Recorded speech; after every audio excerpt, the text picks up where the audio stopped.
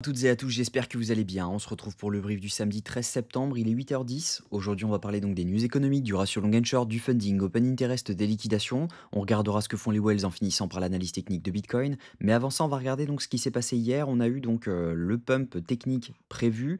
En revanche, au niveau data, on était bearish. Donc clairement, j'ai pris aucune décision hier, tout simplement du fait qu'on a les datas qui sont un peu bear et de la technique qui est complètement boule. Donc actuellement, moi personnellement, je préfère regarder plutôt que de m'aventurer sur du long, même si voilà, techniquement, on avait donc ce break of structure juste ici en H4. Ensuite, on avait la reprise de ce FVG pour derrière pouvoir envoyer un peu plus haut.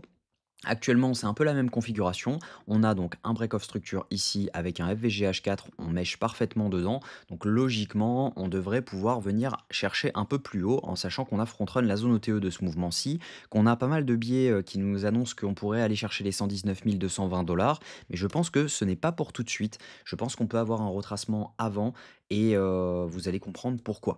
Donc techniquement, on reste haussier. Ça ne veut pas dire qu'on ne peut pas faire un retracement de ce type-là où on arrive par exemple, on fait un retracement de ce type-là et derrière on peut repartir plus haut pour ensuite pouvoir potentiellement poser un top et aller beaucoup plus bas. Donc l'idée c'est de d'abord dump, donc d'abord venir chercher plus bas et ensuite venir chercher cette zone des 119 000 dollars. Je pense qu'on y viendra. Donc tous ceux qui sont rentrés en bas, normalement, vous êtes plutôt safe puisque je doute sérieusement qu'on vienne directement sans passer par la case, donc 118 000 dollars. Mais en revanche, il y a quand même un moment où on va aller, à mon avis, chercher au moins les 113 000, 112 900 pour derrière pouvoir repartir plus haut. Vous allez comprendre pourquoi. Au niveau news économique, la semaine prochaine, on va être servi, hein, mais on n'aura pas grand-chose avant mercredi. Mercredi 20h, on aura le communiqué du FOMC, la décision de la Fed sur les taux d'intérêt, et à 20h30, c'est ce qui est le plus attendu, c'est la conférence de presse du FOMC. C'est en fait ce qui va nous dire si les prochaines réunions FOMC, on aura des baisses de taux. Est-ce que on va faire simplement une baisse de taux à la prochaine réunion qui a lieu la semaine prochaine, ou est-ce qu'on va avoir des baisses de taux consécutives sur lesquelles bah, on pourrait avoir donc des mouvements encore haussiers à venir. Actuellement, on a déjà price une baisse des taux pour la semaine prochaine. Donc dites-vous bien une chose, il y a 90% de chances que les taux baissent. Si on ne baisse pas les taux, ce sera franchement dit comme si on avait augmenté les taux et la news sera complètement bearish et finalement on partira complètement à la cave directement. Donc faites attention à ça parce que ça peut vraiment être très volatile. Logiquement, on a price déjà cette news. Donc même si jamais on baissait les taux, on n'aura pas un pump énorme en mode giga mèche à la hausse, sauf si on baisse de 0,5 points. Là, en revanche, c'était pas prévu. Pour l'instant, ce qui est prévu, c'est de baisser de 0,25. Donc clairement, logiquement, on ne devrait pas avoir d'énormes pumps liés à cette news. En revanche, il suffit d'une petite étincelle pour que vraiment on dump. Ça veut dire qu'à 20h30, on pourrait avoir la réunion FOMC et nous dire bah non, la prochaine réunion, on ne baissera pas les taux parce que les chiffres ne sont pas bons, etc. etc. Et donc, du coup, on pourrait très bien up à 20h, venir chercher les liquidités et ensuite avoir un énorme rect puisque voilà, on aurait une bad news. Donc, faites attention à ça. Au niveau crypto level, ce qu'on voit, c'est qu'on a les altes plutôt dans le vert, hein, ça c'est plutôt encourageant. La Bitcoin dominance est en train de redescendre, les altes reprennent des couleurs par rapport à Bitcoin, et ça c'est vraiment cool. Donc potentiellement, on peut être sur une petite alt season si jamais Bitcoin venait à retracer un petit peu ou range. Au niveau funding open interest, ce qu'on voit, c'est que c'est majoritairement du long qui s'ouvre actuellement, même si on a un open interest en chute libre.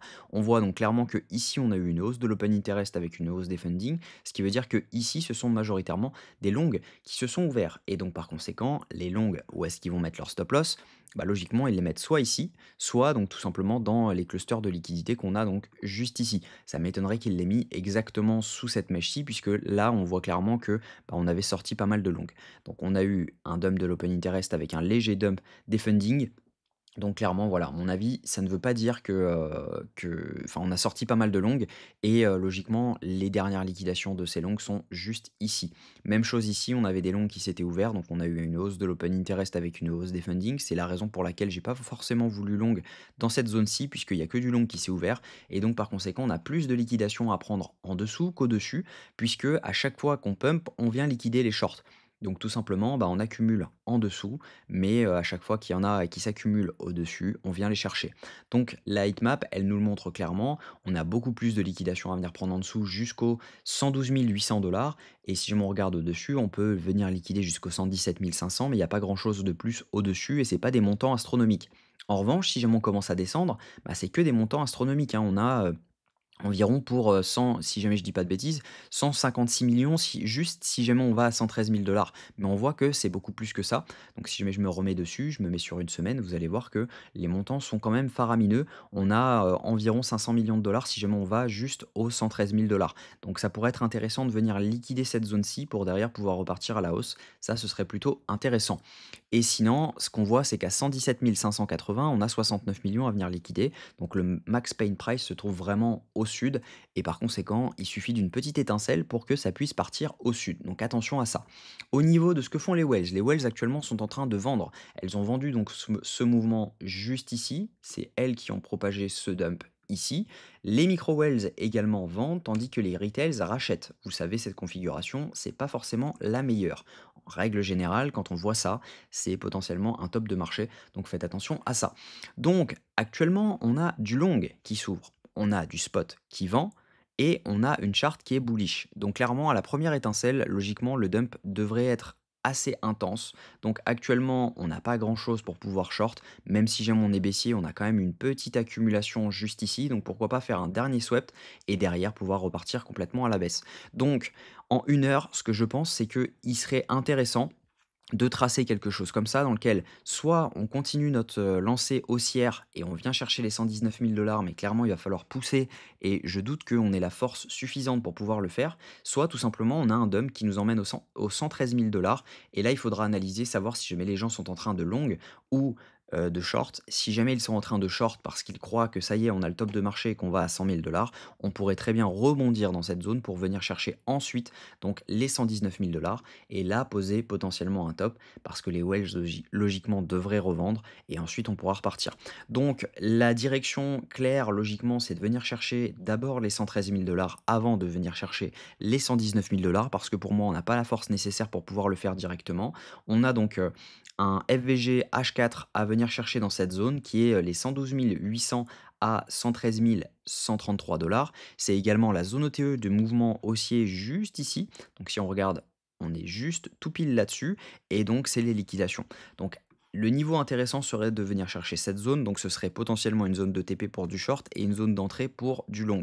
Idéalement, on ferait un mouvement donc plutôt intense dans lequel personne n'a le temps de se placer et derrière on rebond très rapidement pour venir chercher beaucoup plus haut.